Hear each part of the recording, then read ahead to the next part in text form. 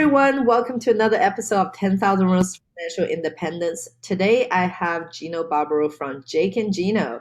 This is our full cycle. So I started this multifamily journey thanks to Jake and Gino's guidance, and then it all comes full circle for me. So I'm very excited for this interview. Gino Barbaro is an investor, business owner, author, and serial entrepreneur. He has grown his real estate portfolio for over 1,500 units, but they own it. Jake and Gino owns them, and they also do a little bit syndication, just a little bit. Gino is a certified professional coach. Together with his partner, Jake Stenziano, Gino has founded a multifamily investing framework, Jake and Gino Multifamily Education Program, that teaches people how to buy right, manage right, and finance right. Jake and Gino are also top multifamily show, Jake and Gino Podcast, and they own Rents Capital, Rents Partners. There's so many business that Jake and Gino has started, and they also are a co-writer of the best-selling books of Wheelbarrow Profits and The Honeybee. There's just so many business that Gino and Jake is really managing. Welcome to our show today, Gino. Elisa, thank you for having me on. And you forgot, I've got 6 kids on top of that. So I don't know who this guy is. I don't know how he does all this work, but you know what? I love what I'm doing. And let's take everybody back full circle, because this is very important, everybody. It's 2017, November. It's cold. I'm by myself. It's me and Jake, downtown Knoxville. We're having our first event, and Eliza's there. And that's where she starts her journey. And that's where I meet her. And I knew she was going to crush it. Do you know why? Because she was patient. She was persistent. She constantly asked questions. She showed up all the time, and she knew what her why was. And I knew you were going to crush it. It was just a matter of time, getting in there, taking massive action, but learning. And that's the important thing. And when you started, you probably didn't think about syndication. You probably didn't even consider that in the beginning. But as you start your journey, there's so many tools in the toolbox to get into multifamily, and what may be right for you may not be right for somebody else. And we need, as entrepreneurs, to be able to pivot to say, okay, syndicate this deal, buy this deal, JV this deal, maybe flip this deal, whatever that may be. But I think that is what an entrepreneur should be doing. And when you're buying a multifamily property, at Jake and Gino, we say you become a multifamily entrepreneur. You need to look at this as an entrepreneurial venture. So I'm excited to be on. I'm excited to share the journey that I've had, and I'm excited to share and really learn a little bit more about you, because you've really expanded your portfolio tremendously since we first started and we first met. Wow, thank you. Thank you so much, Gino. And then it really took me back to that winter of snow cover the ground and all that. It was really exciting. Kidding you not, when you guys walk out that curtain, I actually almost cried. Like it was a very awesome story. So that how you guys grow to where you are today. So, Gino, can you share with us about your story? I know some listeners may have heard them before. If you haven't, you got to check this out. How did you become this serial entrepreneur and so successful coming from the pizza guy? For me, it was having 2 great parents. I mean, I don't really say it often enough, but my parents are both immigrants. They both came from Italy, and they instilled a hard work ethic in me. And if you're going to be an entrepreneur, I know you have to work smart, but you have to work hard. And working hard leads to working smart. And I worked hard my whole life. I was in the restaurant business for over 20 years. And when people complain, oh, I've had a tough day, I was in the kitchen when it was 104 degrees and people are yelling at you and they want their food in 5 minutes. So I knew how to work under pressure. I knew how to work with people. I knew the stress, sitting there sweating with a chef coat on and doing it year after year. And it's transactional based. I wasn't building equity. That's what I learned at about 2007, 2008. I'm a slow learner. It took me a little while, because in the beginning, I think a lot of people as W-2s, because I considered myself a W-2 back then, because I was working and I was getting paid at the end of the week. Whatever profit was left over was mine, but it was a repeatable process every week. And it got to a point when my father passed away in 2007 that I stopped, Eliza, and I said, am I living my dad's dream or am I living my dream? And 2008 rolls around, and you know where 2008 is very similar to 2020. Everything stopped in 2008. My business slowed down. There was uncertainty. I was working harder and making less, and I didn't like it. The competition was coming from everywhere. The mom and pops were really under siege, as I like to say. I had bought a deal back in 2005, a mobile home park with somebody. I did terrible on it. 2007, I bought another deal. Not a good thing. 2008, I decided I want to do multifamily because I just need to make a couple $1,000s a month because I've got 4 kids at the time. I've got to pay for their college. I got to pay for their wedding. And you know what? As middle class people, we're taught that we need to save for an event instead of saving for an asset. So I fell into that trap. I said, hey, let me buy a fourplex, or, let me get into it. And I found Jake and I said, Jake, when you move down to Knoxville, Tennessee, which she did in 2011, let's start buying multifamilies together because I know we can do it part-time. I know we can buy one asset at a time. I don't know how to get money for the next one, but when that happens, we'll worry about it. I've heard of this thing called refinance. We'll figure it out. I've heard of that. Now it's sexually called the Burr strategy, but back then it was refi and roll. That's what we called it. So 2011, Jake moves down and it takes us 18 months to find that first deal. And everyone goes, oh, well, back then there were a lot of deals. There was, but back then the economy was terrible. We're at 1% GDP. Yeah. Rents are $350 a month for a 1-bedroom. There's no economic growth. There's no money to syndicate deals back then. There was a lot of risk. So deals, no money, risk. Now it's the opposite. Now there's tons of money.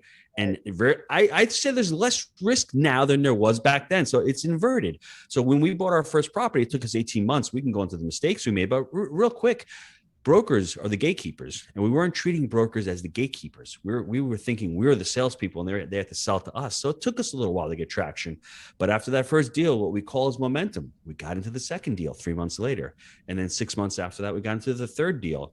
So for me, when we started, we didn't have really a plan. We didn't have the buy right, the manage right, and the finance right. We just thought about buying these deals and holding them long-term, holding them for perpetuity. And maybe ignorance is bliss. Maybe that worked for us. And it did in the beginning. And we continued to buy these assets. And our strategy was buy them, fix them up, refi the money, and put the money into the next deal. And fortunately for us, it's worked. We've refinanced over $15 million since we started. Nice. I still don't have a Lambo. I still don't have a vacation house on the beach. I've kept putting that money into deals and kept putting money into the businesses.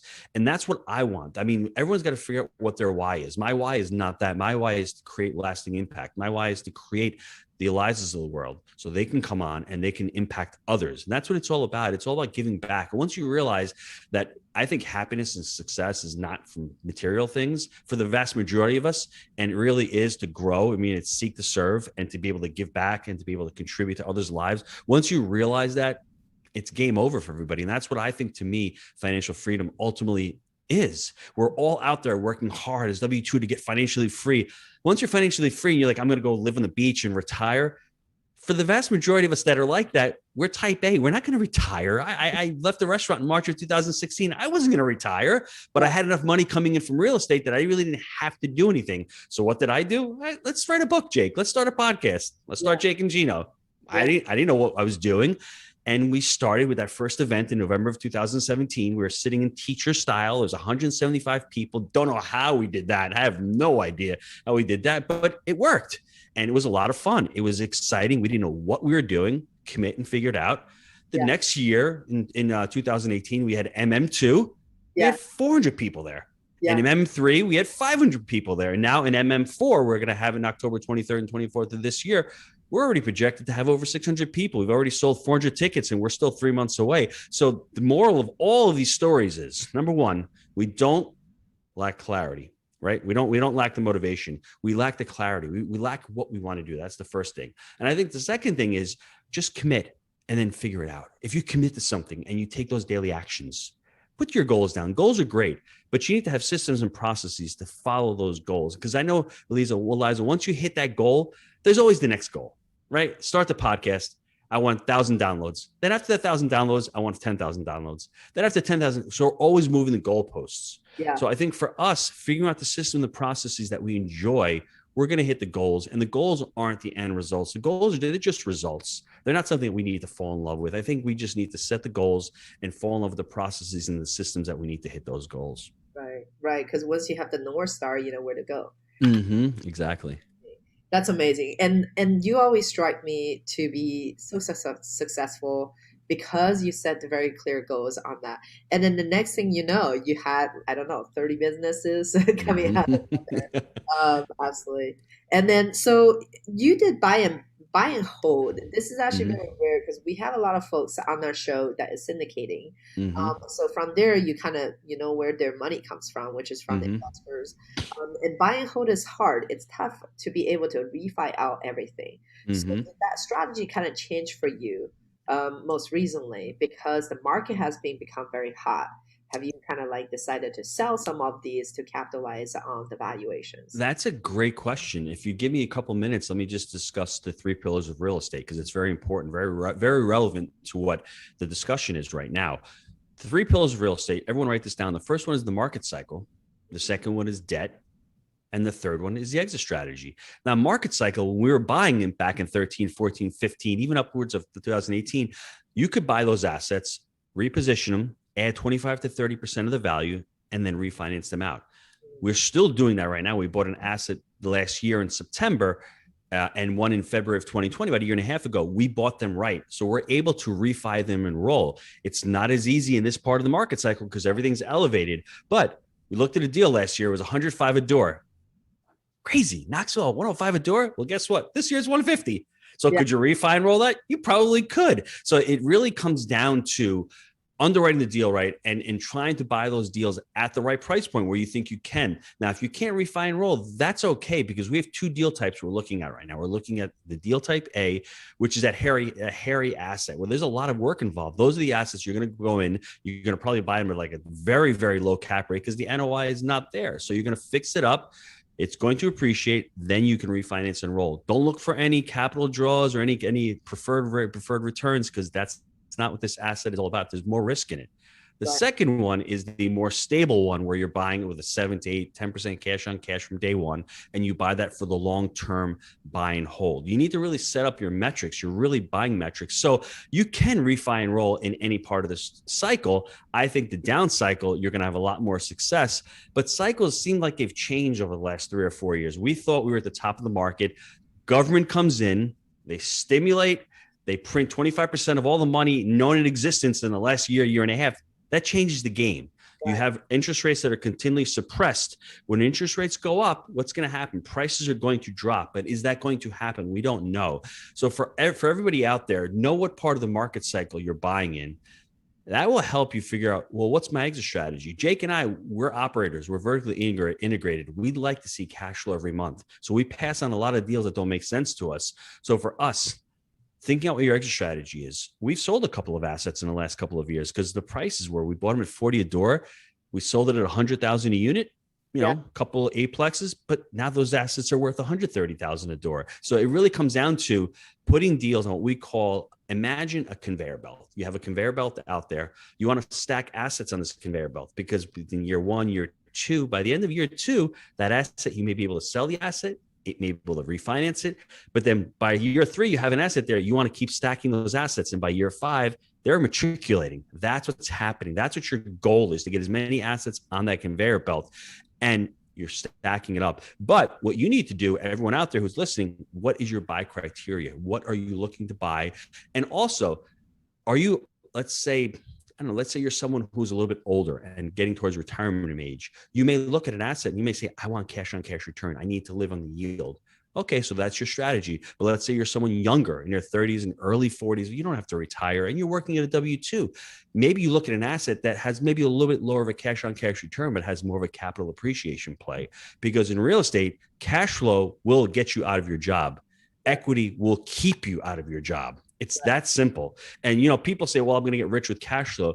No, you don't get rich with cash flow. Cash flow pays the bills, but equity, that $15 million that I talked about, refining and rolling, that's what makes you rich. So more importantly, everybody out there, get clarity on what your buy rate parameters are, what your goals are, and then start investing towards those goals. Don't look at what everyone else is doing, because syndication is an amazing way to get into the business. It's just for us, unless we can refinance the deal after 3, 4, 5 years. Unfortunately, a lot of those times you have to sell that asset, and it's great because you're getting the money. You're getting money day one. You're getting that acquisition fee, which is great. You're getting asset management fees, which helps build your business. But sometimes you may have to kill the goose that is laying those golden eggs. and you may have to repurpose that asset into something else, which is fine because, like I said, you're on the conveyor belt. You're getting that money.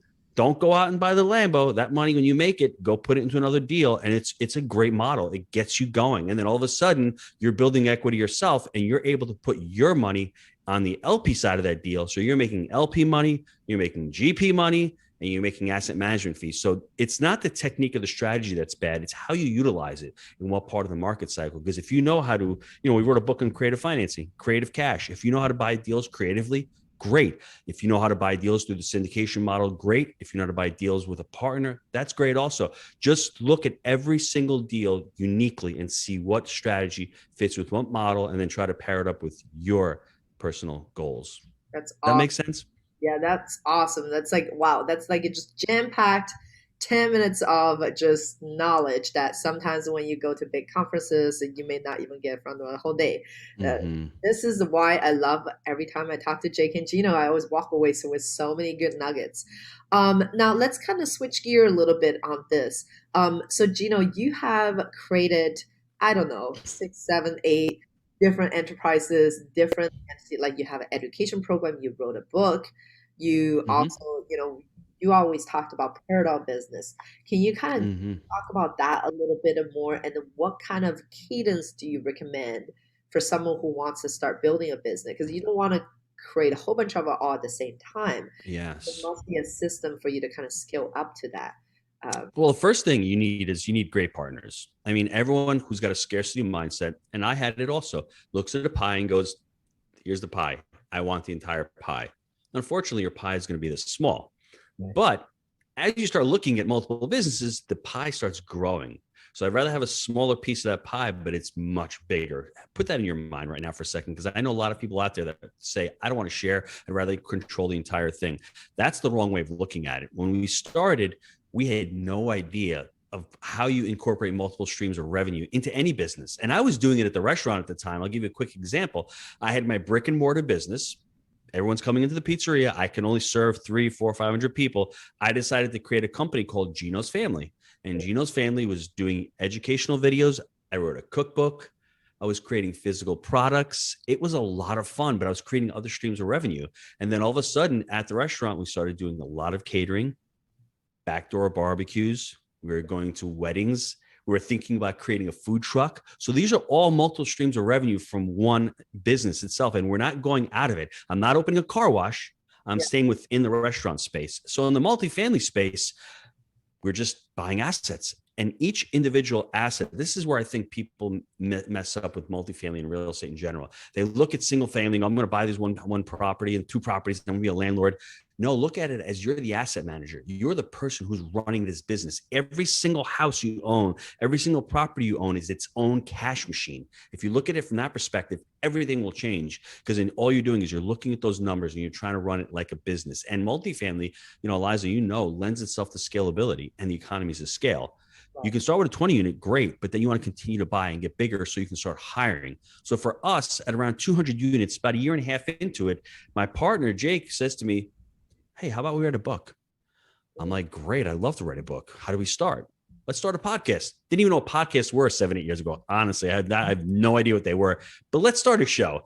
And for me, it was very similar to what you said to me a few minutes ago. You learn, you do, and you teach. And I wasn't thinking about monetizing that business. I was just thinking, wouldn't it be great if I can get on with my mentors that I've loved forever, like T. Harv Eker and Robert Kiyosaki and Cameron Herold and all these rock stars, and they can spend an hour with me? What would it cost me to actually hire them for an hour? I'm getting to speak to them for free and I'm learning from them. So that was the exactly. But the very first business that we started was the property management. So we bought the first few assets. Then the property management company, Jake started, he wanted to manage his assets himself. So that was the first stream of revenue from that first business. You have the business, then you have the property management company.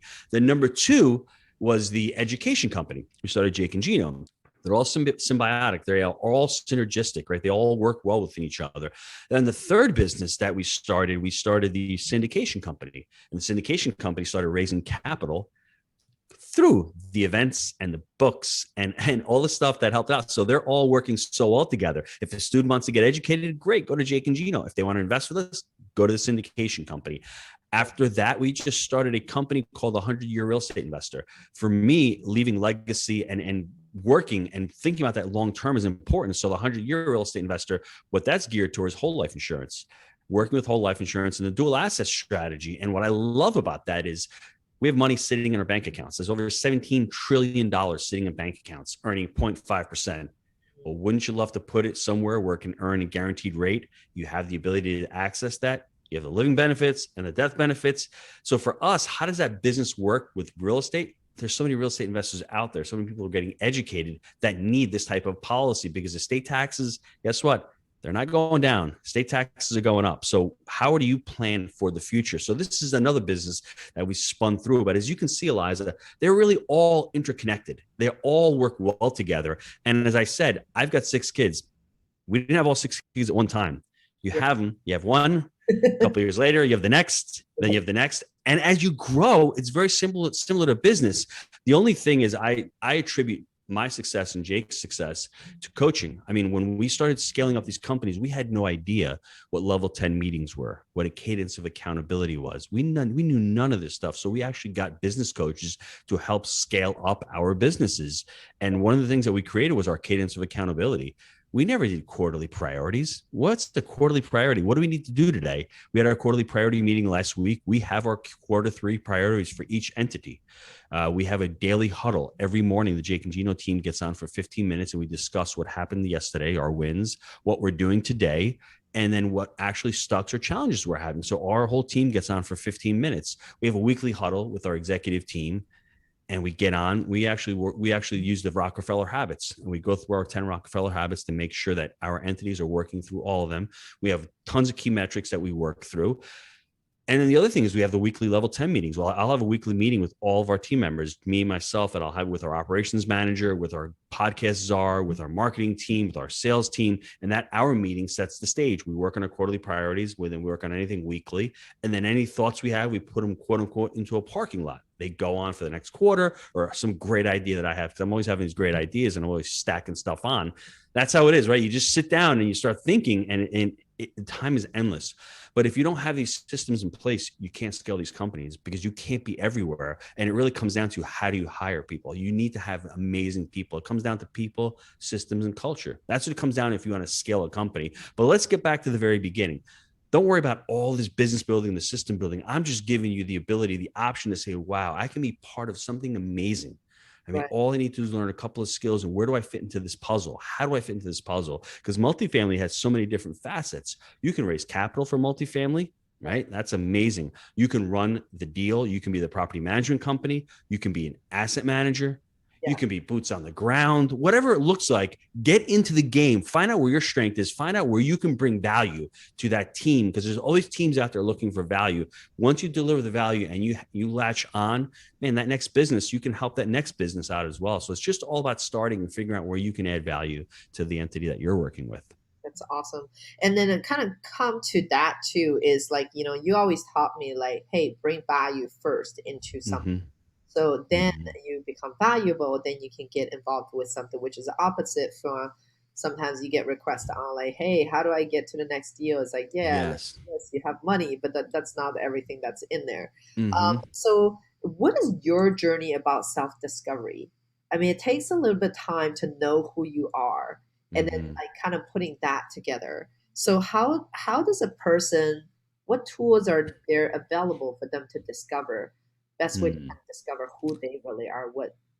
That's another question. That personal development was high on my chart. Once my mid 30s, I listened to, and I'm dating myself, I was listening to CDs at the time, Zig Ziglar, Jim Rohn, Tony Robbins, Norman Vincent Peale, all the greats I was listening to. Obviously Napoleon Hill, the list goes on and on. And for me, I was discovering that there's another world out there. Most of us, we're just raised by, like I said, by my parents who were immigrants. They knew nothing about personal development. It was just all about hard work. And when I got into that, that 2008 Great Recession, I said, game over. I need to change my thought process. And I got into life coaching, not to become a life coach, but really to figure out what my next steps were. Why am I here? Why are we all here? what is our each individual journeys, what my why was. And that's why I created Jake and Gino, because I loved my family. I wanted my family to be in business with me. I wanted to make impact. I ultimately wanted to get families around the dinner table. That was my job. That was my duty. That's what I wanted to do. And then when I created Jake and Gino, I wanted my family obviously to still work with me. I've created something called the Personal Finance Academy that I'm launching. It's still with kids. It's still having impact around families and teaching families about finance. Yeah. But I think everyone, when you want to discover yourself, you really just Google life coaching and figure out, get some questionnaires, start answering questionnaires about where you want to be in 5 years. What do you like? What are your struggles? All those different questions that most people have never even sat down. Most people haven't even sat down and set goals. Focus on what you want. Ask yourself, what do you want? My early journey with the restaurant, I would always say, I don't want to be here, but that's not what the person's asking me. What do you want? And I didn't have clarity on that. And when you don't have clarity, maybe a little fear creeps in. And when you have a little bit of fear, what ends up happening? Ultimately, you don't take that next step because fear holds you back. What pushed me out of it is I finally got angry at the situation. I'm back in 2008. I'm blaming Obama. I'm blaming the economy. And then I said, hold on a second. It's nobody's fault other than my own. I have these limiting beliefs. I have these blocks internally. There's a lot of people out there making millions of dollars. Once you ultimately take responsibility for your actions and you get rid of the fear, I got angry. Anger got me into action mode. And once you get into action, remember, your thoughts lead to your feelings, lead to your beliefs. Remember, beliefs are behavior driven, man. If you believe something, then you can do it. And when I got into that anger mode, I was like, where's my next step? Now, obviously, you go down that personal development journey and you start getting clear on your life. We need to be clear, because if we're not, you're not going to wake up one day and have 15 businesses. It's ironic. If you look back at all the successful entrepreneurs, you look at, Jeff Bezos. You think the guy woke up one day and says, I want to own Whole Foods and I want to earn all these different. He started with a big book publisher, but he had a vision and he was clear about what he wanted to do. And talk about building a massive enterprise. It's taken 20 something years. Everyone looks at him and goes, he's worth 150 billion, whatever it is. But you know how much risk he took? You know how many sleepless nights he took? You know how many people he surrounded himself that are amazing? You know how much money he gave up in the interim? He probably wasn't getting paid the first 10 years of his journey. No one looks back and says all the struggles that he had. He was building a business and reinvesting everything back into the business because he had a clear vision of what he was trying to accomplish. Yeah, absolutely. And now you talked about people. And it amazes me every time I come to your event. You always surround yourself with wonderful people and very positive. It's just like the whole group's very positive. And so how do you go about and look for partners or hiring? Like, how does someone who started, let's just say, solopreneurs, when you first start doing real estate, a lot of times you just do it yourself. You do it maybe with your wife or husband. And then there's going to be that step, the first step that you take to hire a person. So who are some positions that you recommend first look at? And what do you look for in that? How much time do we have here? Because I could spend hours on this topic, but this is really important, everybody. Yeah. The reason why I only had one restaurant for 20 something years, and I've got over 1,500 apartment units with my partner, Jake and Mike. The one reason, and I can boil it down to this, I did not have a mission statement and core values. And most of you out there listening are going, what does that have to do with anything? When I hired somebody at the restaurant to wash dishes or to work in the kitchen or to be a waitress, I didn't hire them based on any type of core values that we had. We didn't have core values. We just said, can you do the job? You're hired. There was no culture there. They weren't working for anything. They were just working for me. And I didn't have the vision as a leader to guide them. Now, when I was talking about scaling up, one of the first things we did with scaling up the company, we created a mission statement. We create communities that empower people to become the best version of themselves. Yeah. That is our mission statement. It permeates throughout all of our entities. Our core values: people first, unwavering ethics, growth mindset, extreme ownership, and make it happen. Those are our core values at the Rand family of companies. Now, when we hire somebody, our first thing we're looking at is not just competency. We're looking for character, right? We're looking for character, chemistry, and competency. Those are the three things that Steve Robinson at Chick-fil-A talks about. That's what Chick-fil-A was really amazing at. I want a person of character. That's what I'm looking for. And I want a person who fits our core values. I would recommend everybody either stop the recording now or at the very end to start thinking about what your core values are, because you're going to hire and fire your core values. 2 years ago, maybe a little bit longer, Jake had an assistant in the office, assistant property manager. He's like, can you mop the floor? And she's like, I don't do that. It's not my job. Well, guess what? She didn't have a job the next day because that's not one of our core values. And it felt right. And you can eliminate a lot on the front end by establishing these core values. Like you just said right now at the Jake and Gino events, ours is people first. We make mistakes like anybody else, but we will address those mistakes and we will make you feel like our big, hairy, audacious goal at Jake and Gino is we want to be the white glove service in multifamily. So how do you do that? By putting people first, by extreme ownership, that if we make a mistake, we're going to try to make it up to you as much as we can. And that's who you hire. You hire people who want to embody that vision. That's what you want to. And if you don't do that, you're going to end up happening with Gino. You're going to hire somebody who might be good for the role, but doesn't fit the culture or the core value. And you know what? First light, I'm tired, I'm sick, I can't show up, or it's that person's fault. So for us, it's that extreme ownership and that people first, which really embodies and permeates throughout the culture. And obviously, I have to be the leader that embodies all those. I'm packing books. I'm doing podcasts. I'm out there showing that I'm the one who's embodying them and who's actually following them. And then everyone down below throughout the entire company, it permeates throughout. So you guys might be saying to yourselves, this is nonsense. It's not nonsense. You look at all the companies out there who are great. I don't know if you think Apple's great. I don't know if you think Chick-fil-A is great. They all have core values. And that's how can you imagine getting a 16-year-old freaking making $7.50 an hour and they're saying my pleasure, and you want to go to Chick-fil-A because the food is not even great, to be honest with you, but the service and the quality, the way they make you feel, that's coming through on their core values. That's coming through on their mission statement. That's because they're hiring amazing people. And I wish I'd known that, because maybe I'd have 30 restaurants by now, but I didn't know that. And that's what's important when you're hiring. And when you're a syndicator out there, it's the same thing. You're looking for third-party property management.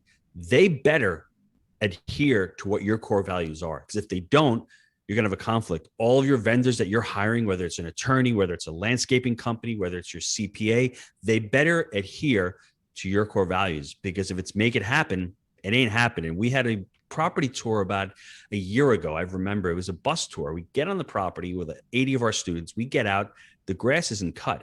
My partner, Jake, is freaking out. He's like, dude, make it happen. Extreme ownership. They didn't cut the grass on Friday. They were supposed to. Guess what? Got rid of them next day, because that's something that we will not abide by, because we pay you on Thursday, every Thursday. If you can't actually take care of the property and you can't do your job, you need to adhere to those core values. That's amazing. That's amazing. Yeah, I think you hit the nail on the hammer on the nail. Right there was like the core value, and make sure everybody surround yourself with the right people. Now let's get into a little more technicality. If someone were going from a sole proprietary company into something that they start hiring employees, there's also budgetary stuff as well.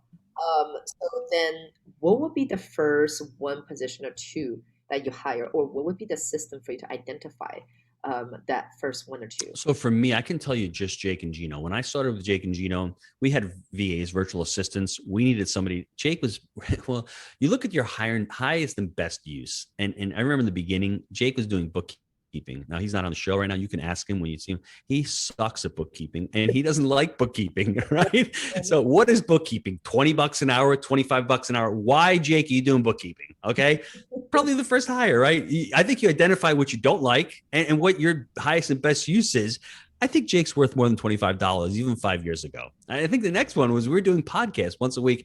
He was editing the podcast for 2 years. He sucked at that too. But I guess it's the I'm a mentality. I'm going to do this and I'm going to do that.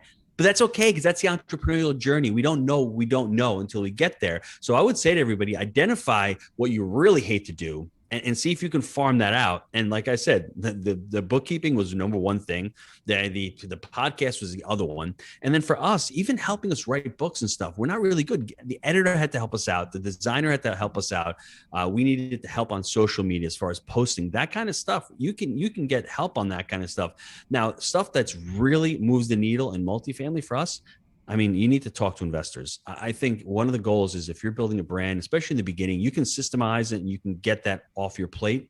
But I think in the beginning, when you're trying to hire investors, you're trying to get investors on your, they want you. They want to know who Elisa is. They want to know who Gino is, who they're investing with. So that may be a task that you need to take on. I think the other thing is that relationships with brokers. I think that in the very beginning, you need to start doing that by yourself because you need to have the brokers know who you are. Stuff like underwriting, get good at underwriting, understand the underwriting, but maybe to have people work and help you underwrite deals, let them underwrite the deal. Let's see if it's a good deal back of the napkin. And if it is, send it to somebody and have them work on it with the underwriting. For me, I wait always too long. My fear is waiting too long and then hiring too late. We just got an executive assistant with Jake and Gino a few months ago. I had an operations manager who's doing a lot of the stuff that an executive assistant should do, like packing boxes, sending out thank you cards. I mean, we were doing that about a year ago. My first really big hire for me was sales. You know, Josh, I hired Josh in 2018. I didn't have him before then, but for me to scale up, sales and marketing are crucial components to any business. And it's the same thing when you're a syndication company. You need to be out there marketing yourself. This is what you're doing. You're creating a brand right now. This is probably one of the best and highest uses of your time because you're out there spreading your message to as many people as possible. You're doing one on many right now. So think about sales and marketing to any organization. Processes and product is important, but those two, if you can't get your message out to enough people and you can't, convince enough people to buy your product, you won't be in business that long. So focus on the sales. I hired Josh, and then from there, we 10x'd it. And Eliza, I'll give you an example of not to be fearful of taking that task on. Because when somebody says, let's say you need to hire a position for $100,000 a year, you're like, where am I going to get $100,000 a year? Well, let's chunk it down for 3 months. What is $100,000 a year going to cost you monthly? Is it $8,000 a month? Let's say $9,000 a month. Let's say $10,000 a month with taxes and all. So for 3 months, it's going to cost you $30,000. So they're on trial for 3 months for 30 grand. After 3 months, have they generated at least $30,000 of value? If they haven't, then you let them go. And if they have, game over. You've done a great job. Yeah. So look at it that way. And I never looked at it that way. I only looked at it, wow, this is going to cost me this much. But I will guarantee you, as you start adding people on, and the other trick is when you think you need somebody, you're way past needing that person. You already needed that person months ago. So don't hesitate. Pull the trigger, pull the money out from somewhere, pull it out of the budget somewhere and hire that person because that person will take those responses. I hate doing certain tasks. I hate reading long emails and I hate being on production calls where I got to do thumbnails. That is the soul sucking. I hate jumping in and doing systems. I've got somebody helping me with that right now. I used to do it. And that's the journey of the entrepreneur, right? Yeah. You're scaling up and then you're seeing after 75 to 100 units, you're like, I need help here. And if I don't, I have to grow out of the person that I used to be to grow into the person that I'm becoming. And it's okay. It's part of your journey. It's like you said, it's part of your personal development, your personal growth to understand that you need to do this. It's okay, the person that you were, but you need to grow into somebody else. And how do you do that? It's through the education. It's through mentoring and through coaching because you've never been to the other side. If you had told me 5 years ago that I need to hire all these people, I'm like, no, I can do a lot of this stuff myself. But now that I look back at it, what a waste of time that was. Right. Podcasts, editing podcasts, really? That's like $20 an hour. My daughter's doing that for $15 an hour now. And we were doing that. I mean, what were we thinking? That's crazy. But you know what? You live and you learn, right? Yeah, absolutely. Because you also need to know like what kind of is needed or you don't like get that out. Yes. Yeah. So the entrepreneur journey, I love that. It's one of my favorite words that I learned from this one. So yeah. And then now tell us a little bit about your family. I want to we're kind of come to the end of the show over here. We like to usually wrap it up to talk about, I know you have a lot to give on this one, to talk about how you are actually helping your children to become more financially educated and financially responsible and then financially independent. My family dynamic is maybe a little different than most. We homeschool our kids. So I have a 21-year-old who just graduated college all the way down to a 6-year-old. So we started homeschooling when it wasn't the cool thing. I wasn't the cool kid on the block. Now homeschooling is great, school. But when I started, we just started because we wanted to be with our kids. We wanted to have a larger family. So we wanted our kids to grow up amongst each other and have a great relationship. And that's for us has been fantastic because my 21-year-old, she's away to camp this summer. All the kids miss her. They want her to come back. So they have a great relationship. And when you homeschool a couple hours a day, it's a big toll on my wife. It comes down to, when you look at it, you have to give something up to get something else, right? So my wife really dedicated a lot of her life to the family. And for us, it worked out. We loved it. We were able to teach them the subjects and the topics that they liked. And as they get older, it was just great. It was just a great dynamic for us. And, how I've been able to help them as far as financially, they're investing in our deals. I'm letting my oldest two kids invest directly into our deals. They work for the company, so they're at all of our events. They sell swag. I mean, my 6-year-old's jumping around going, click on the link down below, Jake and Gino. So she's part of the culture. She's part of it, right? And we're not afraid of talking about business at the table. That's what it is. And I think the epiphany for me doing this the last, decade and a half or so, raising a family is like running a business. Yeah. Your family better have core values. They better have a mission statement. You better dedicate a lot of time to the family side, and you better dedicate a lot of time to the business side. And it's okay if they blend. They should, because the kids should know where dad's working. And that's one of the reasons that propelled me and motivated me and angered me to get out of the restaurant, because I was working so hard. I was coming home grumpy. I don't want my kids to equate someone who's working hard with someone who doesn't like their job. I didn't want that. I wanted to see my kids, and I had the wrong mindset, because years ago, if I had said to myself, Gino, you're doing something amazing for people. You're cooking food. You're allowing someone like Elisa, let's say she's working, to come pick food up and go home and save an hour worth of food and give them a nice, healthy meal. I didn't think of that way. I should have thought that, but I didn't, right? It was, like I said, I didn't have the mission statement. If my mission statement was to create delicious, healthy meals for parents who are busy and on the go, what a difference that is. All of a sudden, you can see, you're smiling. Everything changes, right? People see, people look at life as they are, not as it is. If I looked at it from that perspective, it would have changed everything. I would have hired the right people. My family would have been involved even more. So for us, involving the family is important in the business, because I want them to see where the money comes from. I want them to see how to create money. And I want them to see that money is a tool. And I want them also to be around other like-minded individuals like we have in the Jake and Gino community, who have families, who have other kids. And I want them to see that dynamic. It's important, but dedicating time to the family and to the business, they're very similar when you're doing both. Yeah, absolutely. And then the last question I have, I just got curious to ask, how do you balance it? I think you touched on this, but how do you kind of reach that balance between your family? and you're a big family. So how do you kind of balance that? Part of it is having the family involved in your business. But, you talked about when you're working in a pizza business, there was a draw between the two. And now you kind of at peace. It's probably still challenging sometimes too, but how do you kind of reach that balance? It is. For the restaurant, I think it was even harder for the restaurant because my hours were different. I would homeschool the kids in the morning before I went to work. So I spent some time. I would do some homeschooling with each child, about 45 minutes I would spend. Then I'd go to work, but I'd come home late at night. I'd come home a lot. And that's the other reason why I got motivated to leave, to do something. I was working on the weekends. I was working on the holidays. It was just not great. I'd have off during the week, so I still had to spend time. My thing was, you have to figure out what your values are. My values were being at home with the family. So that meant I couldn't go out and play golf on Sundays for 7 hours, hang out with my buddies. I couldn't go out drinking Friday and Saturday night with my friends because I only had limited time. So we have to make decisions and choices. Most people don't even know that that's conscious. So create what values you want. And for me, when I started Jake and Gino, I told Josh, I told Jake, I don't want to be away every weekend speaking.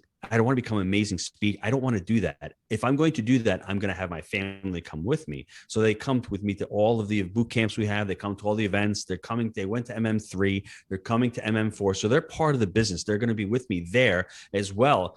And for me, it's saying no to a lot of stuff. When we go on vacation as a family. That's just how we do it for the last 21 years. I went away on vacation once with my wife. It was a year and a half ago. We went to a boot camp, a Jake and Gino boot camp. That was the first vacation we ever took by ourselves. How pathetic is that? But you know what? The kids look back and they go, you know what? Mom and dad, they're there for me, and they want to come on vacation with us. Even as they get older, they don't want to leave the house. That's how it should be. But that's, like I said, those are my values. People are probably thinking like, this guy must be nuts. But I want my kids to be part of me. And then when they get older and they have families, I want their kids to come back to me. And that's how you foster that. And for me, it's hard to have balance in life. I mean, some days you got to work a lot harder. Some days you spend time with your kids. When you're with your kids, just be present with them. That's the most important thing, just to try to shut off all the devices. And, listen, my phone is away right now. I try to keep my phone off and I try to be present with them. And that's probably one of the best tips I can give you. Just be present with them. When you're with them, even if you don't have quantity time, make it quality time. Don't do something that you want to do. Ask them what they want to do and spend time with them. Don't assume that, hey, that they want to go do a bike ride. If they don't like bike rides, but they want to go do gymnastics, do what they want. Don't force what you want. Yeah, that's amazing. That's amazing. Awesome. So this wraps up at our end of the show. We would love to kind of know, Gino, what's the best way to contact you? I know you only got probably 6, 7 different websites. One. We'll give you one. Just go to jakeandgino.com. There's a bunch of blogs on there. There's articles. There are podcasts on there. The Jake and Gino channel on iTunes is on there. If you want to reach out to me and give you a copy, free copy, PDF copy of Creative Cash, just email me, gino@jakeandgino.com, and I'll send you a PDF copy of the book. Because I think right now, Eliza, with debt the way it is, I think that's going to start pulling back. Interest rates go up. We may have a little bit of problem in the debt market. So that's why we wrote the book. Yeah, that's awesome. That's awesome. I'll go sign up too. And looking forward to see you at the conference. And maybe we'll make Yes. Yes. 23rd and 24th October, Gaylord Palms. Yes. Be there. The financial vacation for smart people. That's what we're billing it as, because you go down there, Disney's right 5 minutes from the Gaylord. It's just an amazing time. And at that time of the year, it's beautiful. It's 80 degrees outside. You can go to the pool. You can hang out. The weather's fantastic that time of the year. Awesome. So we'll put all that in the show notes if you didn't catch all that, and we'll put all that over there. Thank you so much for your time today, Gino. This wraps up another episode of 10,000 Words of Financial Independence. Thank you, Liza. Take care, everybody.